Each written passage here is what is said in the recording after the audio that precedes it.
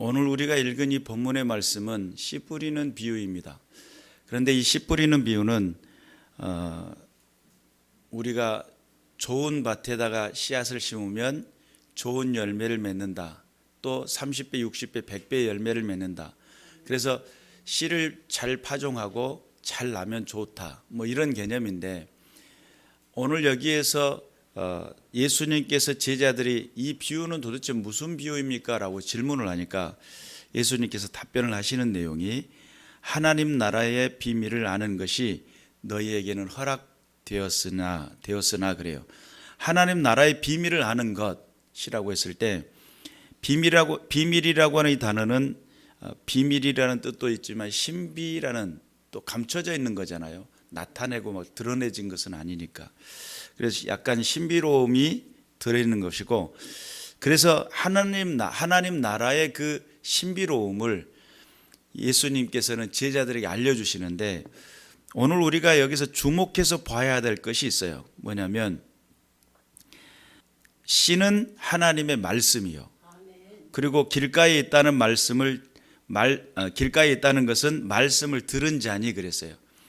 여기서 마귀가 가서 그들이 믿어 구원을 얻지 못하게 하려고 말씀을 그 마음에서 빼앗았다, 이렇게 표현합니다.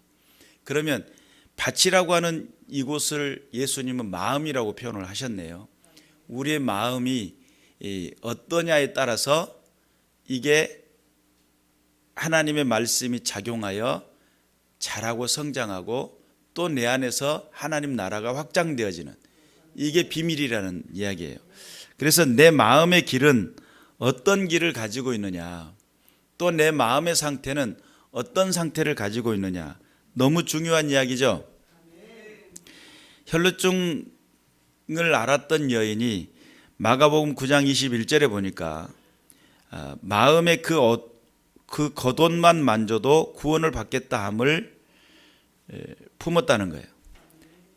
예수님의 겉옷만 만져도, 그 마음속에 예수님의 겉옷만 만져도 구원을 받을 거라고 하는 그런 마음을 가지고 예수님의 겉옷을 만졌더니 하나님께서는 역사하시는데, 예수 그리스도의 그 능력이 그 마음이 동할 때에 역사가 되어집니다. 그러니까 오늘 여기서 나타나는 네 가지의 마음의 상태를 이야기하고 있는데, 길과 같은 마음은 말 그대로 강팍한, 그래서 이 마음의 상태의 그 완악한 정도를 설명하고 있어요. 얼마만큼 완악하냐라고 하는 그런 부분이에요. 그래서 우리의 마음의 그 완악함의 정도에 따라서 사람이 하는 말을 듣기도 하고 듣지 못하기도 하고, 그렇죠? 여러분, 관계에서 생각을 할 때 쉽게 생각하면 맞습니다. 저 사람과 내가 다퉜는데 그 다툰 것 때문에 내 마음이 저 사람에 대해서 마음이 열리질 않아. 그러면 내가 무슨 말을 하면 들려줘야 되는데 이미 나는 내 마음이 닫혀 있기 때문에 귀는 두 개를 가지고 있어도 안 들려져요. 내 마음이 어디다 정신 집중을 하고 있잖아요. 그러면 상대가 하는 말이 안 들려질 때가 있어요. 그래서 어디에 집중을 했느냐, 또 얼마만큼 강팍하고 완악하냐에 따라서 소통이 되기도 하고 소통이 되지도 않기도 하고, 그래서 우리가 여기에서 집중을 하며 신앙에 대한 내 신앙의 성장은 어떻게 할 것이냐라고 고민하시는 성도님들은 오늘 이 말씀을 좀 집중해서 들어야 됩니다. 그리고 신앙이라고 하는 이 개념을 우리의 예수님이 오셔가지고 많은 사람들과 더불어 유대인, 거기에는 제사장, 바리새인, 서기관, 또 많은 사람들을 대상으로 예수님이 말씀을, 복음을 증거하고 그들을 설득해 나가는 과정 중에 예수님께서 주목했던 부분이 어디냐면 마음의 상태예요. 여러분, 똑같은 기적을 나타내고 똑같은 능력을 나타낼 때에도 어떤 사람은 그 기적과 능력을 받아들이는 사람이 있고 어떤 사람은 안 받아들이는 사람이 있죠.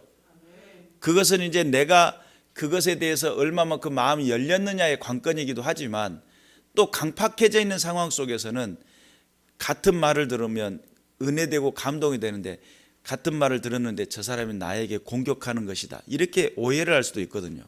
그러니까 우리의 마음의 길이 어떻게 열려 있고 우리의 마음의 상태가 어떻게 준비되었느냐에 따라서 하나님 앞에서 말씀의 신앙이 자라고 성장할 것이냐 아니면 멈추게 될 것이냐, 이 결론 앞에 도달하게 되는 거예요. 내 마음의 준비가 얼마만큼 잘 되느냐. 그래서 예수님 오셔가지고 그때 당시 유대인들 또 이스라엘 백성들 많은 사람들과 더불어 다툴 때에 그들의 마음의 상태를 향하여 예수님이 하셨던 말씀들, 그래서 아 그렇구나, 예수님이 마음을 향해서 외치고 계시는 말씀이구나라고 복음서를 한번 읽어보세요. 이 복음서를 읽어보면 예수님이 얼마만큼 마음을 향해 외치고 계시는지를 알게 돼요. 이런 부분들을 잘 마음을 고치기를 원하시는 하나님, 마음 가운데 일하시기를 원하셨던 예수님, 그러니까 우리의 마음의 강팍한 상태는 어떤 상황을 불러일으키냐면, 오늘 여기서 이 길가 같은 밭에 대한 이야기를 할 때 이 길가는 이미 굳어질 대로 굳어져 있어요. 완악한 정도가, 아주 정도가 1에서 10점이 만점이라고 한다면 거의 10점에 가까운, 그래 마음의 상태가 그런 상태다 보니까 말씀이 외쳐지잖아요. 하나님의 말씀이 들려지는데, 여러분 하나님의 말씀을 이때 당시에는 예수님이 직접 전했죠.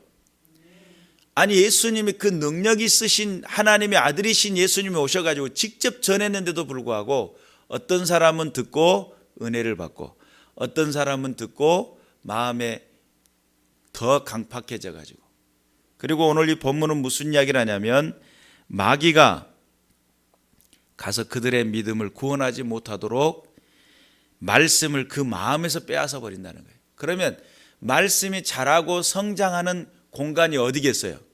우리의 마음이에요. 이 마음 안에는 생각도 들어올 수 있고, 여러분 생각이 마음이다라고 착각할 때가 있어요. 아닙니다. 생각이 마음 안에 포함이 되는 거예요. 또 의지가 또 마음 안에 들어올 수도 있어요. 또 양심이 내 마음 가운데 작용하고 적용할 수도 있어요. 내 뜻이, 그래서 마음과 생각과 뜻이 하나님을 사랑하는데 마음을 다하고 힘을 다하고 뜻을 다하고 목숨을 다해. 그러니까 그런 측면에서 이런 것들이 다 분리가 되어 있는데, 그 분리가 된 것들이 함께 모여서 어우러져서 만들어내는 세상이 우리의 마음이 된다는 거예요. 상상의 날개를 펴라 라는 것과도 유사한, 그래서 마음이 보는 세상은 지금 여기 앉아있지만 우주를 들여다볼 수도 있잖아요. 또 지구 저 반대편에 있는 것들도 상상할 수도 있어요. 지금 현실에 없는 것들을 이 마음 안에서는 구조하고 구상해서 만들어낼 수도 있어요. 그러니 마음의 영역은 어마어마합니다. 그렇기 때문에 이 마음이 강팍해졌다라고 하는 것은 마음이 뭔가에 고착이 되고 고정이 되어버리는 상태죠. 그러다 보니 하나님의 말씀이 전달되면, 아니 하나님의 말씀, 예수님의 그 능력 있는 말씀을 전했는데도 불구하고 어떤 사람은 받기도 하고 어떤 사람은 받지 않는다는 것, 이것이 문제이죠. 그리고 마귀는 여기서 역사를 합니다. 어떤 역사를 하냐면 믿어 구원치 못하게 하려고 그 마음에서 말씀을 빼앗는 작업을 합니다. 내 안에 말씀이 들어올 때 말씀이 작용을 해요. 이것을 하나님의 씨라고 그랬어요. 하나님의 말씀은 씨앗이라고 그랬어요. 이 씨앗이 내 마음속에 작용을 하고 내 마음 안에서 뿌리를 내리고 자라고 성장하게 되는데, 이게 하나님 나라의 비밀이에요. 여러분 안에 하나님 나라의 비밀이 말씀을 통해 세워지시기를 주님의 이름으로 축원합니다. 그래서 그러한 놀라운 능력을 보게 되고, 두 번째, 바위 위에 있다는 것은 말씀을 들을 때 기쁨으로 받으나 뿌리가 없어 잠깐 믿다가 시련을 당할 때 배반하는 자요. 이 마음의 상태가 다른 것으로 고착이 돼 있는데, 그러한 상황 속에 조그마한 문제만 발생을 해도 넘어지는 사람 있잖아요. 쉽게 삐지고 쉽게 상처받고. 네, 그때 추임새가 딱 좋았어요. 주여. 자, 쉽게 상처받고 쉽게 넘어지는 사람들, 그것은 왜 그러냐라고 했을 때 하나님의 말씀이 그 마음밭에 깊이 뿌리를 내려가지고 자리를 잡아야 되는데 뿌리가 흔들린 거예요. 최근에 누가 화분을 줘가지고 좋은 교회 왔어요.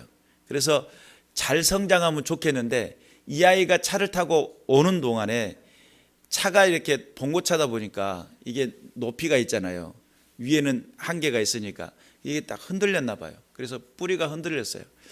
이놈이 죽지도 않고 그런다고 살지도 않고 죽으면 딱 뽑아가지고 버리면 되겠는데 포릇포릇한 것은 아직 있는 것 같은데 힘을 발휘하지 못하고 있어요. 그래서 사모님이 우유를 줬답니다.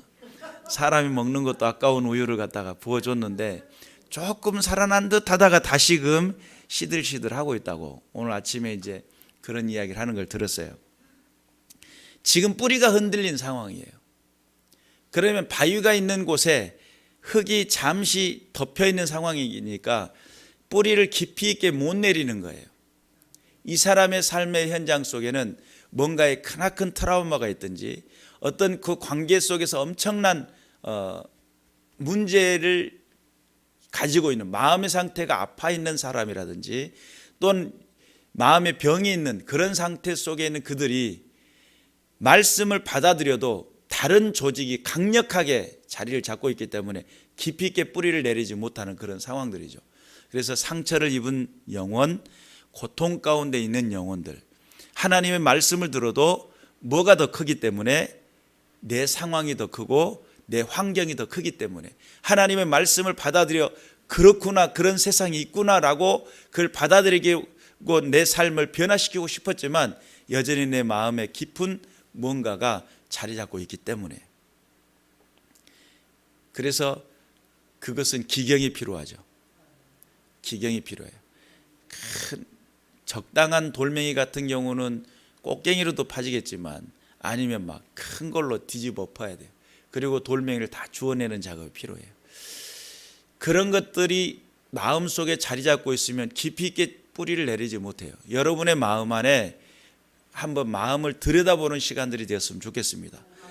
말씀은 내 안에 자리를 하고 하나님 나라를 확장케 하는 힘이고 능력이라는 사실, 내 심령 가운데 하나님의 임재가 일어나고 하나님의 뜻을 드러낼 수 있도록, 그래서 말씀은 내 안에서 작용을 하고 하나님 나라를 만들어 간다는 사실을 믿으시길 바라고 우리의 심령 가운데 더욱더 든든히 설 수 있는 믿음의 군사들 되시기를 주님의 이름으로 축원합니다.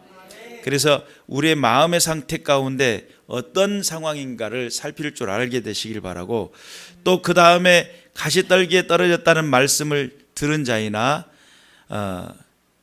그 가시떨기에 떨어졌다는 것은 말씀을 들은 자이나 지내는 중에 이생의 염려와 재물과 향락에 빠져서 결실치 못하게 되는 기운이 막혔다는 거예요. 그러니까 말씀이 잘 자라고 성장은 하고 있는데 무엇 때문에요? 이생의 염려. 또 무엇 때문에요? 재물과 향락. 그러니까 관심사가 좀 바뀌어 있는 거예요. 하나님의 나라와 하나님의 복음이라는 것에 집중할 수 있어야 되는데 뭐에 더 밝아 있는 거예요? 이생의 염려. 무엇을 먹을까? 무엇을 입을까? 무엇을 내 삶에 무엇으로 채울까? 또 세상 가운데 모든 이생의 염려거리들이 내 삶을 엄습하고 있고 붙잡고 있는데, 재물과 향락이라고 하는 거, 돈을 쫓아 행하고, 돈을 쫓아 보니까 어떻게 돼요? 주일날도 가게 열어야 되는 거예요. 또 향락이라고 하는 것은 뭐예요? 육체의 쾌락을 말해요. 내가 만족하는 것을 원해요.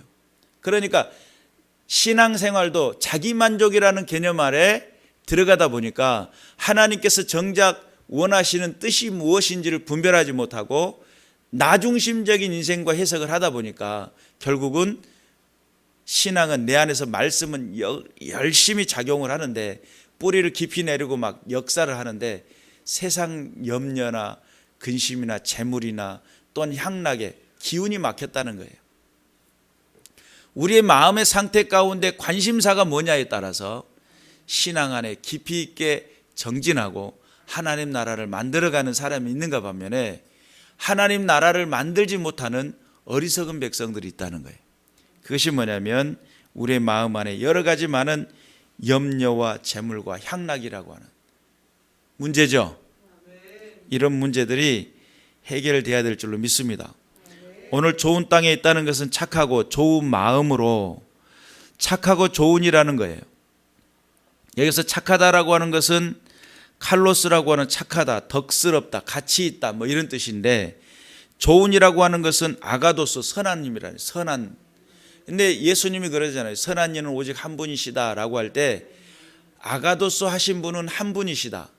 이 세상에 유일한 착함, 유일한 선함은 하나님밖에 없다라고 결론을 내렸어요. 그런데 성도의 이름 가운데 아가도스라는 이름이 붙었다고 그랬죠. 성도를 아가도스라고 그래요. 그러면 하나님의 그 거룩한 신성을 통해서 저 여러분이 거룩해진 거예요. 하나님의 소유이고 하나님의 영역이란 뜻이에요. 그런데 오늘도 여기서 보니까 착하고 좋은 마음이라고 하는 이 착하고 좋은 마음은 내가 만들고 싶어 만들어지는 게 아니에요.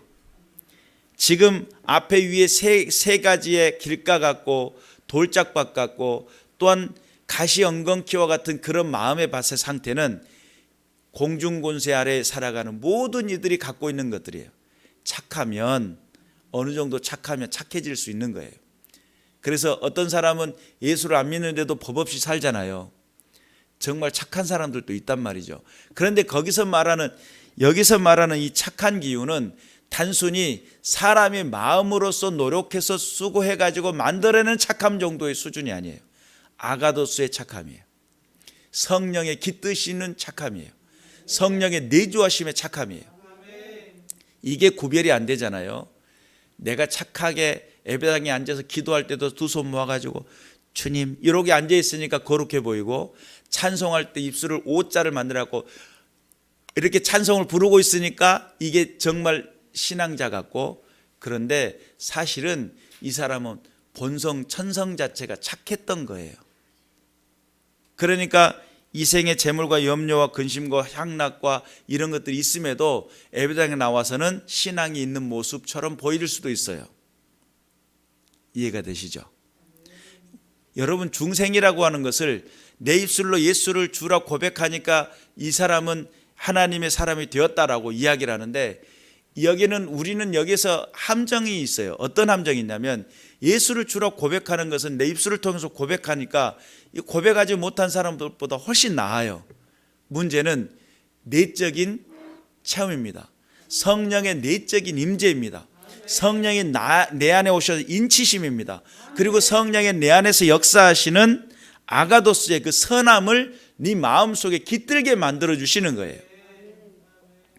하나님 앞에 주목하게 하고 하나님의 뜻에 순종하게 하고 하나님의 영광을 살아갈 수 있도록 축복하시는 은혜라고 하는 사실을 믿으시기를 주님의 이름으로 축원합니다.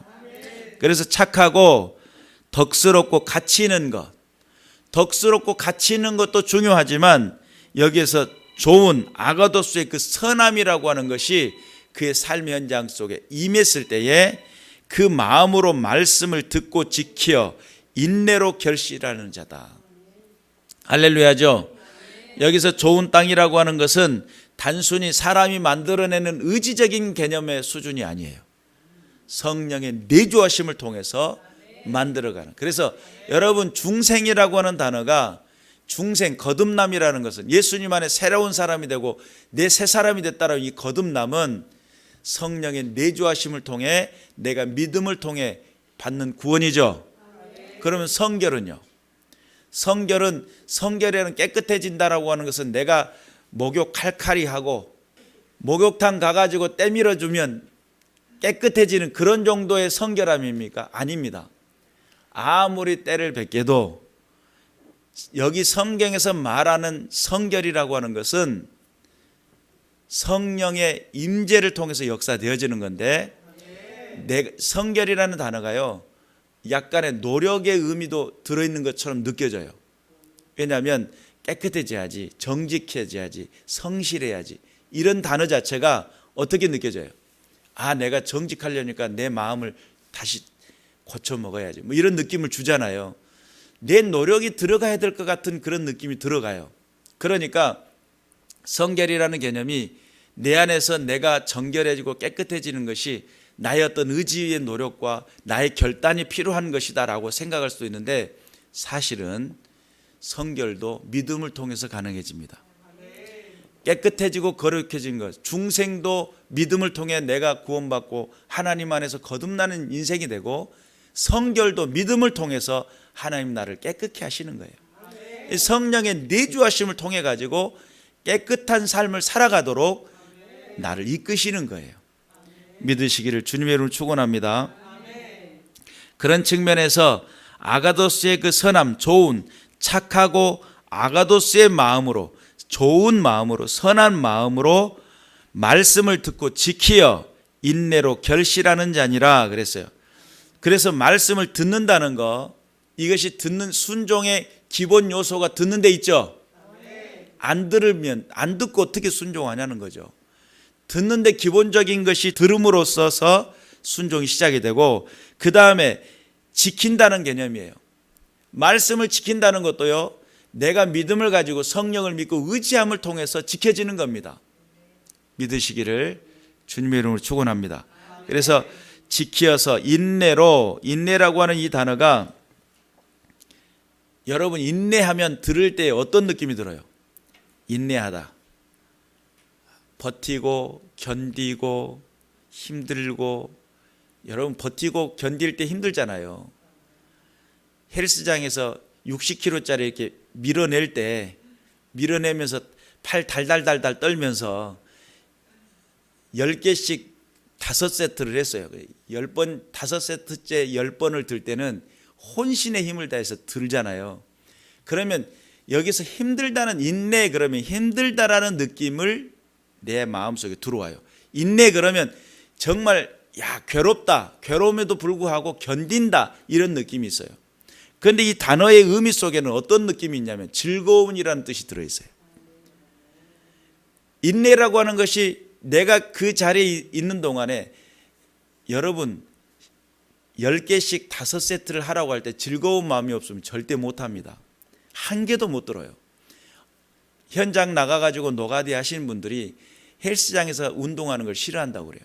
왜 그러냐니까 일하는 느낌이라는 거예요. 밖에 나가서 삽질을 한다고 그렇게 삽질하고 시멘포 20kg짜리 여기다 짊어지고 갖다 옮기고 벽돌 막 짊어지고 옮기는데, 그것을 그렇게 하고 와가지고 운동한다고 앉아가지고 들고 있으면 시멘트 한 포 같은 느낌이고 삽 10번 뜨는 느낌이고, 그러니까 못 든다는 거예요. 그러니까 그것이 즐거움이 아니면 절대 할 수 없는 것이 운동이고, 우리 신앙이라고 하는 그 개념 아래 하나님께서 내게 즐거움을 주시고 기쁨을 주시지 않으면 이어나갈 수 없는 것이 신앙의 무거움이에요. 여러분, 세상의 구조는 약육강식이고 세상의 구조는 내 마음대로 원하는 대로 사는 것이 세상 원칙이에요. 그런데 예수 그리스도를 믿는다고 하는 것은 세상에 흐르는 원칙대로 사는 것이 아니라 공의로운 삶을 살아가고 하나님의 사랑을 지켜나가고 그 사랑을 증거해 나가고 내 삶에 하나님 살아계심을 나타내고 성실하고 정직하고 믿음 안에 살아가는 삶을 선택하고 하나님 나라와 그 뜻을 위해 살아가는 것이, 그것이 복음이고 그것이 신앙일 것인데, 세상과는 정반대예요. 세상에는 다른 사람을 둘러먹든 뒤통수를 치든 내만 잘 살면 되는 거예요. 상대방의 것을 빼앗아 먹든 안 들키기만 하면 돼요. 이게 세상의 원칙이라고 한다면, 내가 거짓말하면 주님이 보고 계시고, 내가 잘못된 걸 선택하면 주님이 그것을 명확하게 나중에 심판하는, 직구하는 날이 올 것인데, 주님 앞에 서는 날 하나님 나라를, 하나님 백성이 되고 하나님 나라를 간다라고 하는 기준을 가진 사람들이 죄를 지을 수 있겠느냐는 거예요. 그러니 얼마나 그것을 의무적이고 그것을 지키는 개념이라고 한다면 얼마나 무겁겠어요. 그런데 그 인내 안에는 하늘 소망이라는 게 있고, 그 인내 안에는 하나님 나라의 그 능력이 임재하고 성령의 임재가 있고 성령이 나와 더불어 함께 교제하고, 그러니 거기는 즐거움이라는 단어가 함께 있습니다. 그래서 내가 듣고 지키어 인내로 결실할 때에 정말 내가 이걸 참기만 하면 결과가 있다는 거예요. 올림픽 선수가 나가가지고 열심히 운동하는 이유, 금메달을 바라보고 오늘 하루에 정말 열심히 있고 막 몸에 힘이 안 들어가는데, 운동 중독자는 그런다지요. 아침에 눈을 떴는데 몸이 상쾌하면 그렇게 기분이 안 좋다는 거예요. 운동을 열심히 한 다음에 몸이 막 찌뿌둥하고 막 근육이 결리고 그렇게 일어나면 내가 지난 어제의 삶을 열심히 살았구나 이런다는 거예요. 그것을 듣고 있었던 오 박사님이 그러더라고요. 이건 운동 중독이라고. 보편적으로 사람들은 개운하게 일어나면 좋잖아요. 이 사람은 개운하면 자기 삶을 잘못 살았다는 거예요. 그리고 막 죄책감이 든다는 거예요. 내가 어제를 그냥 하루를 그냥 망쳤다는 거예요. 그래요. 뭐 몸이 찌뿌둥할 때까지 막 잡아당기고 밀고 막 이렇게 한 다음에 막 그러고 나니까 막 기분이 개운해지고 막. 근데 그것을 하는 동안에 즐거움이 없으면 하겠어요? 어려운 거예요. 신앙도 마찬가지입니다.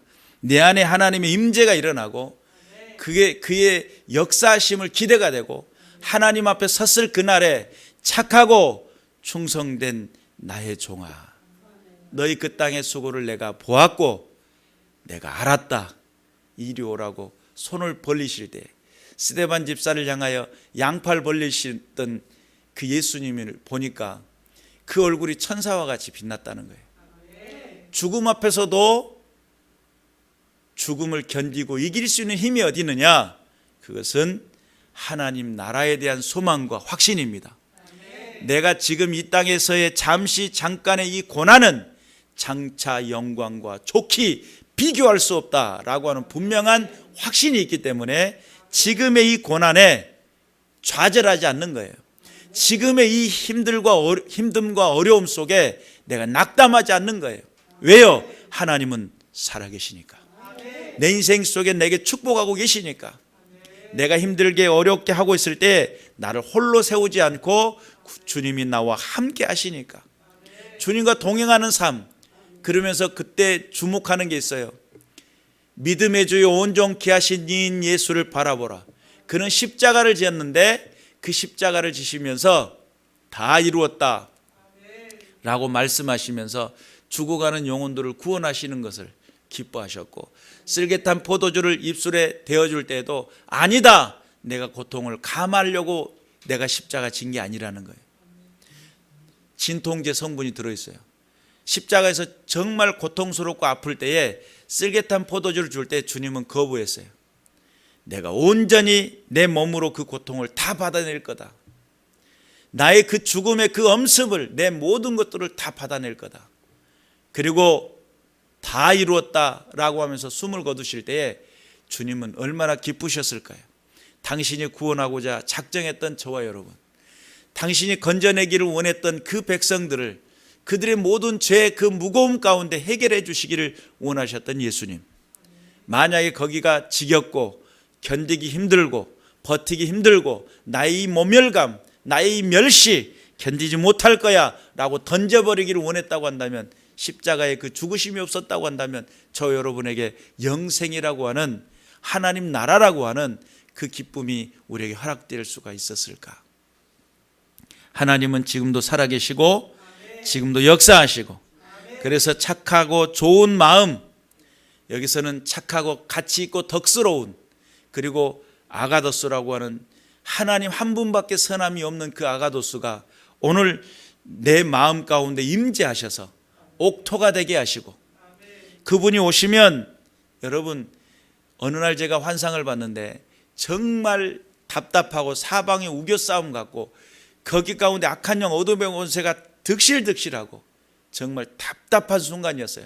그것도 길게 본 영상도 아니고 환상도 아니고 순간 찰나 가운데 보여진 환상이었어요.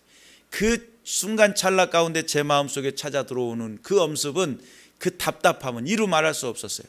그때 한 줄기 빛이 하늘로부터 내려오는데 그 모든 것이 순식간에 정리가 되어버리더라고요. 하나님의 임재는 불가능을 가능케 하십니다. 그래서 마음의 중요성 우리는 깊이 헤아려야 될 줄로 믿습니다. 플라세보 효과라는 것이 있습니다. 플라세보 효과. 이것은 뭐냐면 의사가 환자에게 약을 처방하는데 가짜 약을 투여를 해요. 가짜 약을. 근데 이 환자는 이게 약이 가짜인지 몰라요. 이 약을 먹으면 괜찮아질 겁니다 하고 이제 의사가 처방을 했어요. 근데 이 환자는 누구를 믿고 있어요? 의사를 믿어요. 그리고 이 약에 대한 성분에 대해서 전혀 모르지만 감사함으로 먹었어요. 근데 호전이 돼요. 이게 플라세보 효과예요. 우리의 마음의 상태는 병마저도 낫게 합니다. 좋아질 거라고 하는 기대감을 가지면 좋아집니다. 그런데 내 상황이, 내 마음 상태가 안 좋고 내 마음에 근심이 찾아오고 염려가 있고 육체는 건강한데 병 걸린 것 같아. 그러면 그 사람은 병 걸린 삶을 살게 돼요. 그리고 진짜 병이 찾아와요. 그런데 과거에 안 아플 때 병 걸린 것 같은 느낌을 가지고 있을 때하고 느낌이 전혀 다른, 전혀 생소한 놈이 내 몸 안에 자라날 수가 있어요. 여러분 정신 차려야 됩니다. 마음의 상태에 따라 인생 자체가 달라지고 삶이 달라진다는 사실을 믿으시길 바라고, 우리가 하나님의 그 은혜를 기대하고 사모하면서 철저하게 하나님의 말씀을, 그 성령의 임재를 기대하고, 그 성령의 임재는 그 아가도스의 그 선하심의 임재이고 내 삶을 변화시키고 힘과 능력이 된다는 사실을 믿으시길 바라고, 이 어지러운 세대 속에 착하고 좋은 하나님의 나라와 그 뜻을 드러내는 믿음의 군사들 되시기를 주님의 이름으로 축원합니다. 기도하겠습니다.